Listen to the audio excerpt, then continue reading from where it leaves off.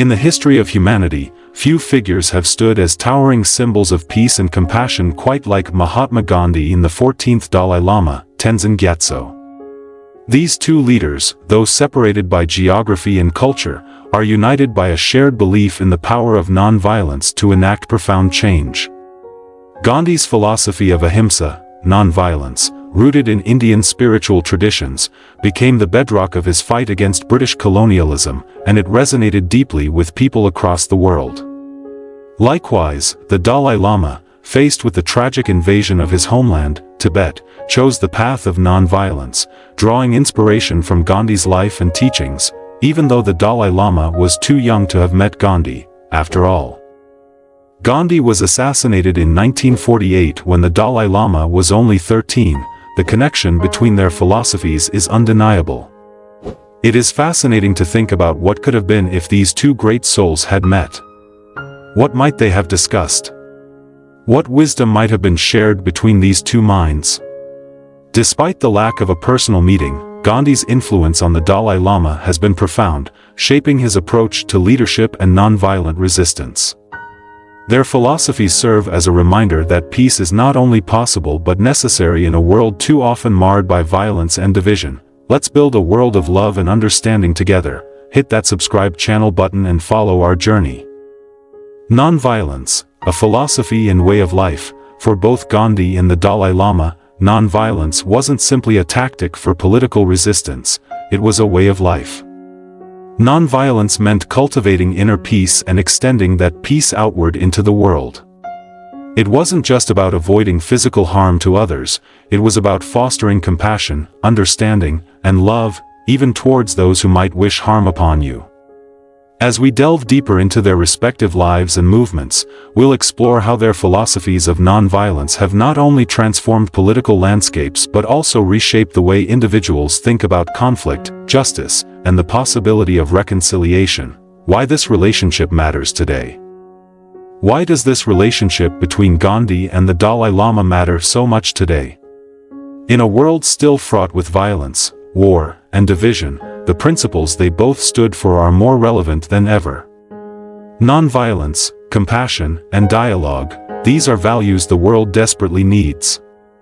Through understanding the deep philosophical and practical connections between Gandhi and the Dalai Lama, we gain insights into how nonviolence can continue to serve as a powerful force for good, even in the most difficult circumstances. The foundations of nonviolence, Gandhi's concept of ahimsa, Mahatma Gandhi's journey toward ahimsa, or nonviolence, is one of the most transformative stories in human history. The term itself, derived from Sanskrit, literally means non-harm or non-injury. For Gandhi, this principle was more than just avoiding physical violence, it extended to thoughts, words, and actions. Ahimsa became a way of living and interacting with the world, grounded in the belief that all life is sacred and interconnected. Historical roots in Indian spirituality, the roots of ahimsa stretch back thousands of years, deep into the spiritual traditions of India. In Hinduism, Jainism, and Buddhism, ahimsa is a fundamental principle, teaching that harming others, whether human, animal, or otherwise, is ultimately harming oneself, due to the interconnectedness of all beings. In Jainism, for example, ahimsa is taken to an extreme, with followers often going to great lengths to avoid killing even the smallest of creatures. Gandhi, though influenced by many faiths, drew particularly from these traditions as he shaped his own philosophy of nonviolence. Gandhi's personal evolution toward nonviolence, but ahimsa was not always central to Gandhi's thinking. In his youth, Gandhi struggled with feelings of anger, frustration, and even thoughts of violent resistance. His early life in South Africa, where he faced racial discrimination, marked a turning point. As he led the Indian community there in protests against unjust laws, Gandhi began to realize that violence only perpetuated suffering and hatred. Through personal reflection and deep spiritual practice, Gandhi transformed his initial feelings of anger into a firm commitment to nonviolence, which would eventually become the foundation of his political philosophy. How Gandhi made ahimsa a political tool. One of Gandhi's greatest contributions to the world was his ability to transform ahimsa from a personal, spiritual guideline into a powerful tool for political and social change. Gandhi's use of non-violence wasn't passive, it was active and dynamic. He called it satyagraha, meaning truth force or soul force, a method that encouraged people to stand up against injustice without resorting to violence. During key moments in the Indian independence movement, such as the Salt March of 1930 and the Quit India movement in 1942, Gandhi mobilized millions of people to resist British rule through non-violent civil disobedience. This approach not only weakened British colonial authority but also captured the world's attention. The idea that an empire could be challenged without a single bullet being fired was revolutionary, and it worked. The Dalai Lama's Buddhist foundation of compassion, much like Gandhi's foundation of non-violence, was rooted in Indian spiritual traditions. The Dalai Lama's commitment to peace is deeply intertwined with his Buddhist faith. As the spiritual and temporal leader of Tibet, the Dalai Lama has consistently drawn on Buddhist teachings of compassion, karuna, mindfulness, and interconnectedness to guide his leadership. Tibetan Buddhism and the core principles of karuna, compassion, and shunyata, interconnectedness. In Tibetan Buddhism, compassion, karuna, and the recognition of the interconnectedness of all beings, shunyata, are central to ethical and spiritual practice. The belief that all beings are connected, and that harming another is ultimately harming oneself, is a cornerstone of the Dalai Lama's philosophy. The Dalai Lama often speaks of universal responsibility, urging individuals to not only care for their immediate families and communities but to extend that same care and compassion to all living beings, including those who may be seen as enemies or oppressors. The Dalai Lama's early life and spiritual training, born in 1935 in the remote village of Taksar, the Dalai Lama was recognized as the reincarnation of the 13th Dalai Lama at the age of 2. Raised in the capital city of Lhasa, he was given extensive spiritual and philosophical training in Tibetan Buddhism. His early education emphasized compassion, meditation, and the ethical responsibility of a Buddhist leader to promote peace and well-being for all. It was this training that would later shape his unwavering commitment to non-violence, even in the face of immense political and personal challenges. The ethical mandate of non-violence in Buddhism. In Buddhism, non-violence is not merely a strategy, it is an ethical imperative. The principle of ahimsa is closely tied to the Buddhist practice of right conduct, one of the core teachings in the Noble Eightfold Path. The Dalai Lama has often emphasized that true non-violence is not just about refraining from physical harm but also involves developing a deep sense of compassion and understanding for others, including adversaries. This spiritual foundation has been a guiding force throughout his life, shaping his response to the Chinese invasion of Tibet and his ongoing efforts to promote peace on a global scale. Gandhi's influence on the Dalai Lama, the invasion of Tibet, a crisis of leadership. The year was 1950, and the world was still reeling from the aftermath of World War II when China, under the newly established People's Republic of China, launched its invasion of Tibet. For the Dalai Lama, then only 15 years old, this moment marked the beginning of a lifelong struggle for his people. What do you do when your homeland is under siege? This was the question the Dalai Lama had to grapple with as a young leader. The temptation to resist with force was strong. There were those who advocated for armed resistance. But the Dalai Lama, drawing on both his Buddhist upbringing and the teachings of Gandhi, chose a different path: non-violence. China's invasion of Tibet in 1950. Historical overview. The Chinese government justified its invasion of Tibet by claiming that Tibet had historically been part of China, despite Tibet having functioned as a de facto independent state for centuries. The invasion led to the signing of the 17-Point Agreement in 1951, which ostensibly granted Tibet autonomy under Chinese sovereignty.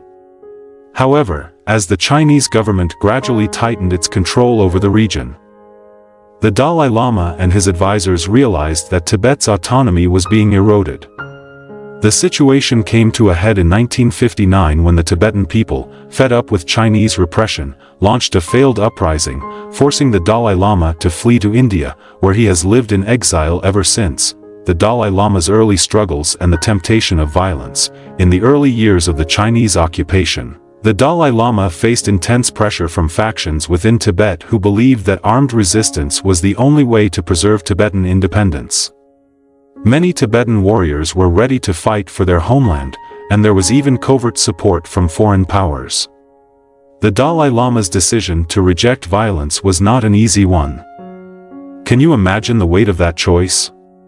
To choose non-violence in the face of such overwhelming aggression took immense moral and spiritual courage. But the Dalai Lama, deeply influenced by the teachings of both Buddhism and Gandhi, believed that violence would only lead to more suffering.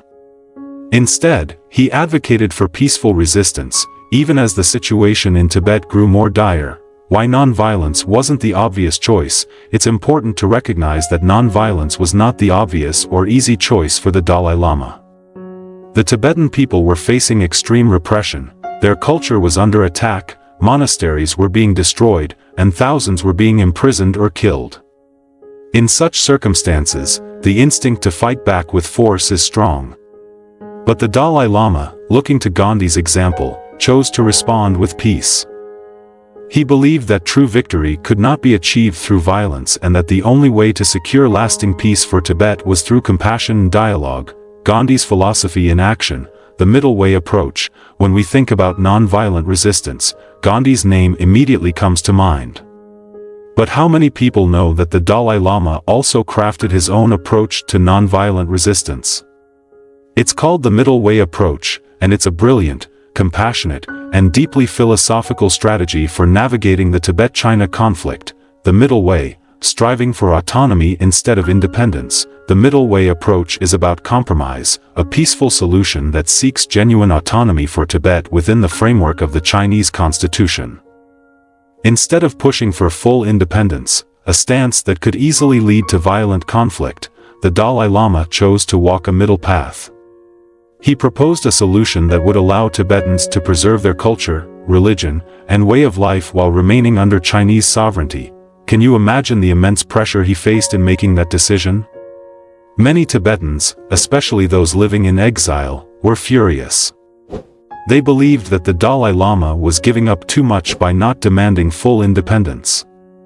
After all, hadn't Tibet been an independent nation for centuries before the Chinese invasion? It's easy to understand why some might see the middle way as a concession, but the Dalai Lama's decision was rooted in his deep commitment to non-violence. He understood that a demand for full independence could lead to bloodshed and that peace could only be achieved through compromise, dialogue, and mutual respect. How Gandhi's non-violent struggle inspired the Dalai Lama. The parallels between Gandhi's non-violent struggle for Indian independence and the Dalai Lama's middle way approach are striking. Gandhi didn't seek to destroy the British Empire, he sought justice and equality. Similarly, the Dalai Lama wasn't trying to dismantle China's sovereignty, he wanted a peaceful solution that would allow Tibetans to live freely within the Chinese state. In many of his speeches, the Dalai Lama has explicitly referred to Gandhi's influence on his approach to non-violence. He often speaks about how Gandhi's philosophy showed him that non-violence could be a powerful tool for political and social change. If Gandhi could lead a successful movement against British colonial rule through non-violence, the Dalai Lama has remarked, then we Tibetans must also be able to find a solution to our conflict through peaceful means. The criticism and challenges of the middle way approach hasn't been without its critics. On one side, some Tibetans argue that the Dalai Lama is conceding too much to the Chinese government by not pushing for full independence. On the other side, many in the Chinese government see the middle way as disingenuous, accusing the Dalai Lama of trying to create a separate Tibet under the guise of autonomy. But despite these criticisms, the Dalai Lama has remained steadfast in his belief that non-violence and compromise are the only way to achieve lasting peace. He's willing to face the harsh judgment of those who disagree with him because, like Gandhi, he understands that true leadership means standing firm in your principles, even when it's unpopular. Non-violent resistance in practice. While the middle way is a political strategy, the Dalai Lama's commitment to non-violent resistance goes far beyond politics. It's a way of life, a philosophy that permeates everything he does. His approach to non-violence isn't just about opposing violence, it's about cultivating peace from the inside out. Peaceful protests and the Tibetan diaspora. When the Dalai Lama fled Tibet in 1959 and established a government in exile in Dharamshala, India, he didn't stop advocating for his people. In fact, his exile allowed him to spread his message of non-violence on a global stage. The Tibetan diaspora, now spread across the world, has become a powerful voice for peace, often organizing peaceful protests, marches, and cultural events to raise awareness about the Tibetan cause. But unlike many other movements around the world, these protests are rarely marked by violence. The Dalai Lama has always emphasized that Tibetan resistance must remain peaceful. He encourages Tibetans to maintain their dignity and compassion, even in the face of brutal repression. This unwavering commitment to non-violence, even in the most challenging circumstances, has earned the Dalai Lama and the Tibetan people the respect of people around the globe. Tibetan culture under siege, non-violence in the face of repression. It's hard to imagine the pain of seeing your culture being systematically destroyed. Since China's occupation of Tibet, countless Tibetan monasteries have been demolished, and Tibetan religious practices have been severely restricted. The Chinese government has implemented policies aimed at erasing Tibetan identity, forcing Tibetans to abandon their language, religion, and customs. Despite this, the Dalai Lama has continued to preach non-violence. Violence will only lead to more violence, he often says. The only way to overcome hatred and repression is through love and compassion. It's almost unfathomable to think of how the Dalai Lama remains calm and composed in the face of such heartbreaking destruction, but this is the essence of his non-violent resistance. It's not about giving up, it's about standing firm in peace, no matter how difficult the situation becomes. The Dalai Lama's commitment to non-violence in exile. The Dalai Lama has not only become the face of the Tibetan resistance movement but also a global symbol of peace and compassion. He has traveled the world, meeting with world leaders, activists, and ordinary citizens, always spreading his message of non-violence. In 1989, he was awarded the Nobel Peace Prize for his efforts to promote peace and human rights. What makes the Dalai Lama's non-violence so powerful is that it's not just a political strategy, it's an expression of his deep spiritual practice. For the Dalai Lama, non-violence isn't something you turn on or off when it's convenient. It's a way of life, grounded in the Buddhist teachings of compassion, mindfulness, and the interconnectedness of all beings. Philosophical parallels between Gandhi and the Dalai Lama. Compassion as a weapon of change. For both Gandhi and the Dalai Lama, compassion is the key to non-violence.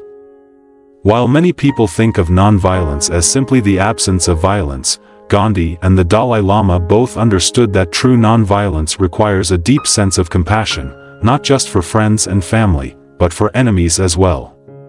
Isn't that a powerful idea? How many of us can truly say we can extend love and compassion to those who have hurt us or our people? Gandhi's ethical worldview, love, compassion, and tolerance. Gandhi believed that non-violence without love is meaningless. In his eyes, ahimsa wasn't just about avoiding physical harm, it was about cultivating love and compassion for all beings, including those who oppose you. Hate the sin, love the sinner, Gandhi often said. He recognized that it's possible to stand firmly against injustice without holding hatred in your heart. In Gandhi's worldview, compassion wasn't just a virtue, it was a force for change. He believed that the only way to transform society was by transforming hearts, and that could only be done through love. By showing compassion to his British oppressors, Gandhi sought to awaken their own sense of humanity and justice. This approach wasn't always successful, but it laid the groundwork for peaceful resistance as a powerful political tool. The Dalai Lama's teachings on compassion and mindfulness. The Dalai Lama has often said that compassion is his religion. Isn't that a beautiful sentiment? For him, compassion isn't just a feeling, it's a practice. It's something that must be cultivated every day through mindfulness and meditation. The Dalai Lama teaches that when we cultivate compassion within ourselves, we create a ripple effect that extends out into the world.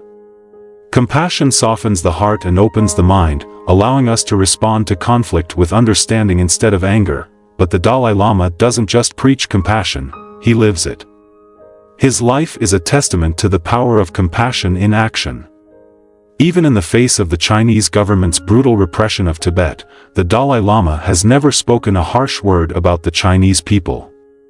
He often says that he has great love for the Chinese people and that his struggle is not with them, but with the policies of the Chinese government. Non-violence as a form of inner strength. Both Gandhi and the Dalai Lama understood that non-violence requires immense inner strength. It's easy to lash out in anger when we feel hurt or oppressed, but it takes real courage to respond with love and compassion.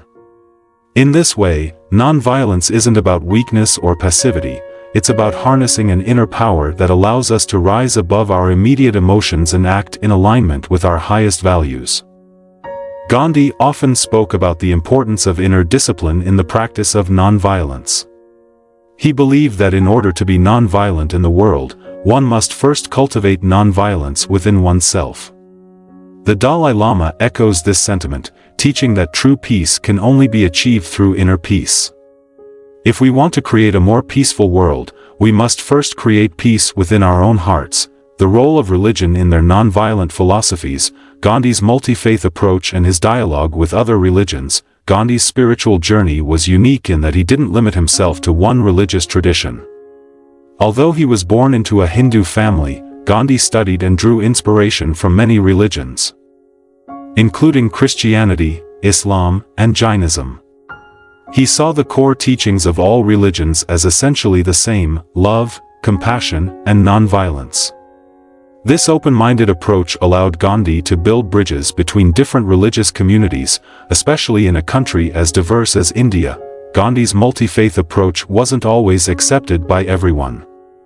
Some of his critics accused him of diluting the purity of Hinduism, while others saw him as too lenient towards other religions. But for Gandhi, religion was not about dogma or rituals, it was about living a life of compassion, truth, and non-violence. He believed that these values were universal and could be found in all the world's major faith traditions. The Dalai Lama's commitment to universal responsibility. While the Dalai Lama's non-violent philosophy is deeply rooted in his Buddhist faith, he has also embraced a more universal, secular approach in recent years. The Dalai Lama often speaks about the importance of universal responsibility, a concept that extends beyond religious boundaries. He teaches that we all share a responsibility to care for one another and for the planet, regardless of our religious beliefs. This idea of universal responsibility is particularly powerful in today's world, where we are facing global challenges like climate change, poverty, and inequality. The Dalai Lama encourages people of all faiths, and those with no religious affiliation at all, to work together to address these issues with compassion and wisdom. For the Dalai Lama, non-violence and compassion are not just religious principles, they are essential for the survival of humanity. Finding common ground in different traditions, both Gandhi and the Dalai Lama have shown us that it's possible to find common ground between different religious traditions. Whether it's the concept of ahimsa in Hinduism, the Christian teaching of turning the other cheek, or the Buddhist practice of karuna, compassion, there are universal values that transcend religious boundaries. Spirituality as a pathway to peace. Gandhi's personal spiritual practices and influence on his activism. For Gandhi, spirituality was the cornerstone of his activism. His commitment to non-violence was not merely a political stance. It was an extension of his deep spiritual beliefs. Gandhi often referred to himself as a practical idealist, meaning that his moral ideals were inseparable from his actions. He drew inspiration from Hinduism, particularly the Bhagavad Gita, which taught him the importance of selflessness and ahimsa. The Gita's message of non-attachment to outcomes guided Gandhi in his relentless pursuit of justice. Even when the path seemed insurmountable, Gandhi's spiritual practices included daily prayer, fasting, and self-purification. Fasting, in particular, became one of Gandhi's most powerful tools of resistance. His fasts were not acts of coercion but of personal sacrifice, intended to awaken the moral conscience of both his followers and his oppressors. It was as though he was saying, "I will endure suffering for the sake of truth and justice, and I hope this moves you to consider the suffering you are inflicting on others." Can you imagine the emotional and psychological strength it took to make such a sacrifice?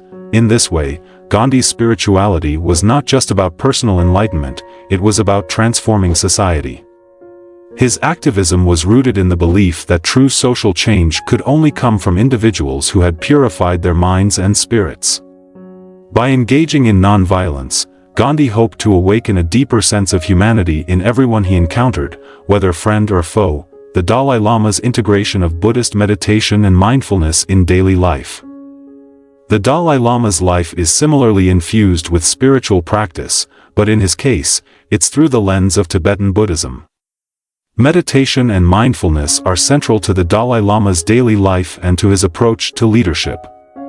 He wakes up early each morning to engage in several hours of meditation, focusing on cultivating compassion, inner peace, and a deep awareness of the interconnectedness of all beings. The Dalai Lama often speaks about the importance of mind training, the process of transforming the mind from a state of self-centeredness and anger to one of compassion and altruism. For the Dalai Lama, non-violence is not something that happens externally, it begins within. He teaches that when we train our minds to respond to conflict with compassion rather than anger, we create the conditions for lasting peace. His teachings on mindfulness are not just for monks or spiritual practitioners, they are for everyone. The Dalai Lama often says that the key to a peaceful world is a peaceful mind. In his view, each individual has a responsibility to cultivate inner peace through mindfulness and compassion, and when enough individuals do this, society as a whole will transform. It's an empowering message, reminding us that world peace begins with us, non-violence as a lifelong practice, not just a political tool. For both Gandhi and the Dalai Lama, non-violence is not simply a political tool to be used in moments of crisis. It is a lifelong practice, a way of being in the world that requires constant vigilance and self-reflection. Gandhi once said, "Non-violence is not a garment to be put on and off at will. Its seat is in the heart, and it must be an inseparable part of our very being." Similarly, the Dalai Lama has often remarked that non-violence is not something we do only when it's convenient. It requires a deep commitment to compassion, even in the most difficult circumstances. This is why both Gandhi and the Dalai Lama emphasize the importance of spiritual discipline. Without the inner strength that comes from spiritual practice, it would be easy to give in to anger, fear, and hatred when faced with injustice. Their example teaches us that non-violence isn't about passivity or weakness, it's about cultivating a kind of inner resilience that allows us to face conflict with compassion and wisdom. It's about responding to violence not with retaliation but with love, recognizing that in doing so, we are planting the seeds for a more peaceful future, global impact, and continued legacy. The global reach of Gandhi's philosophy of non-violence didn't just change the course of Indian history, it had a profound impact on the world. Leaders from across the globe have drawn inspiration from Gandhi's example, incorporating his principles of ahimsa and civil disobedience into their own struggles for justice. Ahimsa in the civil rights movement, Martin Luther King Jr. and Nelson Mandela.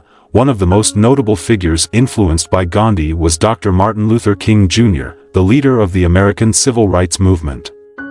King first learned about Gandhi's philosophy of non-violence during a trip to India in 1959, and it profoundly shaped his approach to the struggle for racial equality in the United States. King, like Gandhi, believed that love and non-violence were the only paths to lasting justice. He often spoke of soul force, a term reminiscent of Gandhi's satyagraha, and used non-violent civil disobedience to challenge the oppressive system of racial segregation in the U.S. Similarly, Nelson Mandela, the South African anti-apartheid revolutionary, drew on Gandhi's example during his long struggle against racial oppression. Although Mandela initially believed in armed resistance, he later came to embrace nonviolence as a powerful tool for social change. Gandhi's influence was especially strong in South Africa, where Gandhi himself had first developed his philosophy of satyagraha. Both King and Mandela proved that Gandhi's ideas could be applied across different contexts, showing that the principles of nonviolence transcend culture, geography, and time. Gandhi's legacy is a reminder that non-violence is a universal principle that can be adapted to different struggles for justice around the world. The Dalai Lama's role in world peace. Like Gandhi, the Dalai Lama has become a global symbol of peace and non-violence. Despite living in exile for most of his life, the Dalai Lama has used his platform to advocate for human rights, environmental protection, and global harmony. He has become a bridge builder, bringing people of different cultures and faiths together in the pursuit of peace. The Dalai Lama's work is not just limited to Tibet. He has spoken out on issues ranging from climate change to global poverty, emphasizing that these problems cannot be solved through violence or force. Instead, he advocates for a global ethic of compassion, urging world leaders and citizens alike to approach these challenges with empathy and cooperation. His message is simple yet profound. Only by caring for one another and the planet can we ensure a peaceful and prosperous future for all. The Nobel Peace Prize and the recognition of non-violence as a global solution. In 1989, the Dalai Lama was awarded the Nobel Peace Prize, an honor that recognized his tireless efforts to promote peace through non-violence. The Nobel Committee praised the Dalai Lama's constructive and forward-looking proposals for resolving the conflict in Tibet through dialogue and mutual respect. But the award was also a recognition of the Dalai Lama's broader contributions to world peace. The Dalai Lama's Nobel Peace Prize was significant not only for Tibet but for the world. It underscored the fact that non-violence is not just an idealistic dream, it's a practical and effective solution to the world's most pressing problems. In accepting the award, the Dalai Lama said, "I believe that today more than ever before, life must be characterized by a sense of universal responsibility, not only nation to nation and human to human, but also human to other forms of life." His acceptance speech was a powerful reminder that the challenges we face today, war, poverty, environmental destruction, cannot be solved through violence. The only way forward is through compassion, dialogue, and a shared sense of responsibility for one another and for the earth. The modern challenges of non-violence. Does non-violence still work in today's world?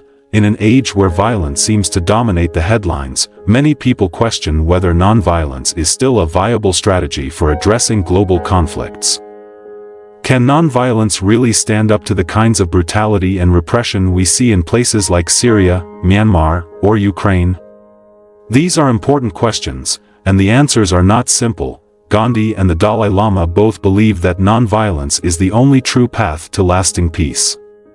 Violence, they argued, may provide short-term victories, but it ultimately leads to more suffering and destruction.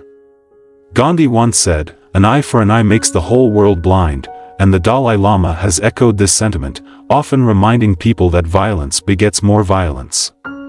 But the challenges of applying non-violence in today's world are undeniable. One of the biggest obstacles to non-violent resistance is the scale of modern conflicts.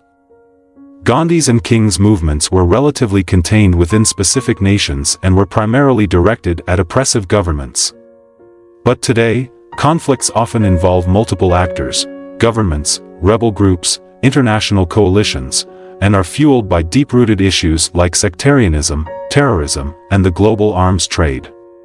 In these situations, the path of non-violence can seem almost impossible, but if Gandhi and the Dalai Lama have taught us anything, it's that the power of non-violence lies in its ability to transform hearts and minds, not just win political battles. Non-violence is about creating a cultural shift, a movement toward empathy, compassion, and cooperation.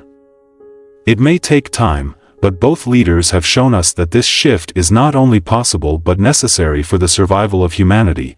Criticism of the middle way and ongoing challenges in Tibet. The Dalai Lama's middle way approach remains one of the most controversial aspects of his leadership. Some Tibetans feel that it concedes too much to China, while others believe that it's the only realistic path to peace.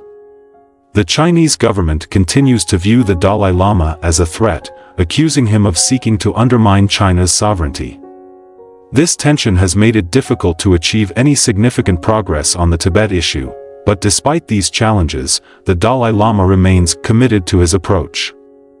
He has repeatedly stated that violence will only lead to more suffering for the Tibetan people and that the only way to achieve a lasting solution is through dialogue and compromise. It's a stance that requires immense patience and resilience, but the Dalai Lama believes that in the long run, the path of non-violence will yield more sustainable results than any form of armed resistance. Differences and tensions in their approach, contextual differences. Gandhi versus the Dalai Lama. While Gandhi and the Dalai Lama share many similarities in their commitment to non-violence, their contexts and the challenges they faced were quite different. Gandhi's primary focus was on achieving political independence for India from British colonial rule. A struggle that involved mass mobilization and civil disobedience on a national scale. In contrast, the Dalai Lama's fight for Tibetan autonomy involves navigating the complexities of a global superpower, China, which has significant political and economic influence. This difference in context has shaped their respective approaches to non-violence. Gandhi's movement was focused on ending foreign rule, whereas the Dalai Lama's efforts are aimed at securing cultural and political rights for Tibetans within an existing national entity.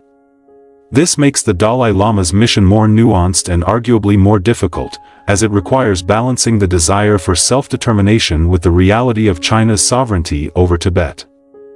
Challenges unique to the Dalai Lama's leadership. One of the most significant challenges the Dalai Lama faces is the geopolitical power of China. Unlike Britain, which eventually withdrew from India, China has shown no intention of relinquishing control over Tibet. This presents a unique challenge for the Dalai Lama's non-violent approach. While Gandhi was able to mobilize mass movements and gain international support for Indian independence, the Dalai Lama's struggle is often overshadowed by China's economic and political influence on the global stage. Additionally, the Dalai Lama's role as both a spiritual and political leader adds another layer of complexity to his leadership. As the leader of Tibetan Buddhism, the Dalai Lama must balance his religious responsibilities with his political activism.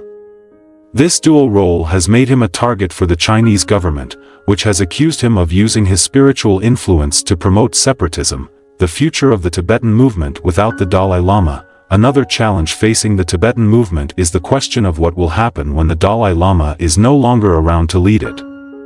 The Dalai Lama has spoken openly about his mortality, and there is a growing concern among Tibetans about the future of their struggle without his guidance. While the Dalai Lama has done much to institutionalize the Tibetan government in exile, his personal charisma and moral authority have been central to the movement's success. The Dalai Lama has expressed hope that his people will continue the fight for Tibetan autonomy through non-violent means, even after he is gone. But without his leadership, it remains to be seen how the Tibetan movement will evolve. Will the next generation of Tibetans continue to follow the Dalai Lama's non-violent approach, or will they choose a different path?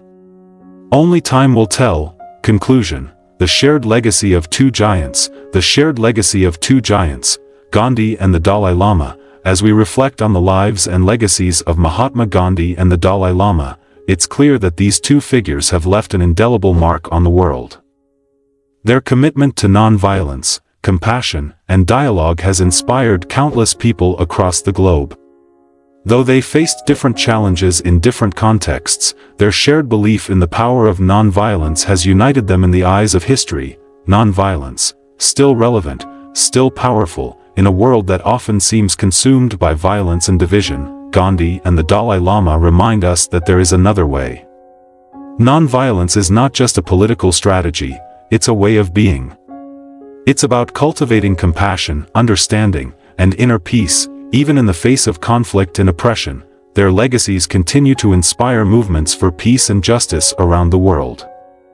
From the civil rights movement in the United States to the anti-apartheid struggle in South Africa, their teachings have shown that love and compassion are more powerful than hatred and violence. Their message is as relevant today as it was during their lifetimes, perhaps even more so, a call to action for future generations. As we move forward into the future, the challenge for all of us is to take their teachings to heart. How can we, in our own lives, practice nonviolence and compassion? How can we contribute to a more peaceful and just world? These are the questions we must ask ourselves. The world may be full of conflict, but the legacies of Gandhi and the Dalai Lama show us that peace is possible. It starts with each one of us, cultivating compassion in our hearts and extending it out into the world. In the words of the Dalai Lama, compassion is the radicalism of our time.